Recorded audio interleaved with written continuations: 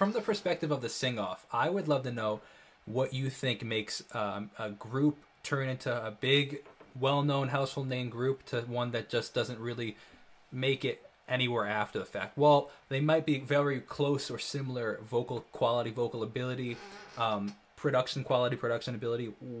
What makes a group a lasting group? I'd love to know your perspective on something like that. It's a really good question. Trying to break the secret formula of, how can a group stay together and stay Well, that's another thing too. popular and too, but I mean, that's a part of it. But I think it comes down to many different aspects, obviously. And I think a key thing is the grind is, is this group willing to spend the time living together or living close to each other, working every day at their craft, posting covers, building a fan base consistently, slowly over time, because that's most of it. If you aren't willing to do that, and if you're just expecting, even Pentatonics after the sing off, they won the show, they had a decent fan base, but they were not the Pentatonics now.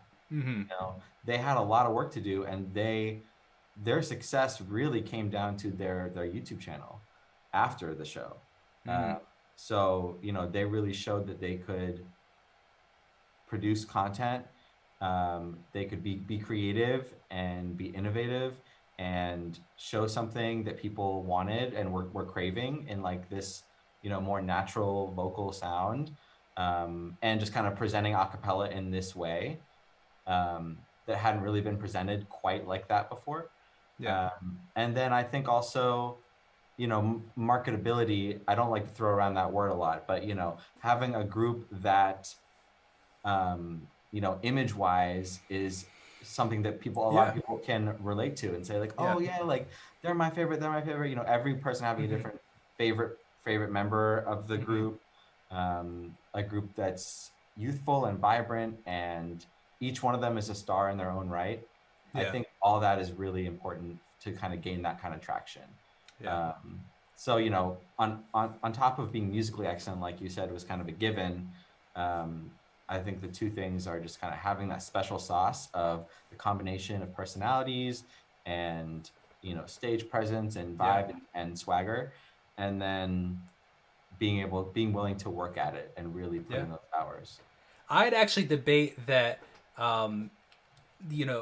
work ethic is probably 80% and talent's 20%. You know what I mean? I think that work, I've seen some insanely talented musicians, but they don't grind, and I don't know if they'll go anywhere because of that. You know what I mean? Yeah. I think that the ones that you do, I think that ends up being luck, and I think that that's the one in a million, the guy that was just kind of singing on the side of the street, and then somebody's like, oh, this guy's fantastic, let me throw a YouTube, the Justin Biebers, where it's like he was discovered very young, kind of just by happenstance, but then he built a career and he worked his butt off with a career. So like that's even that's a mute point, but like.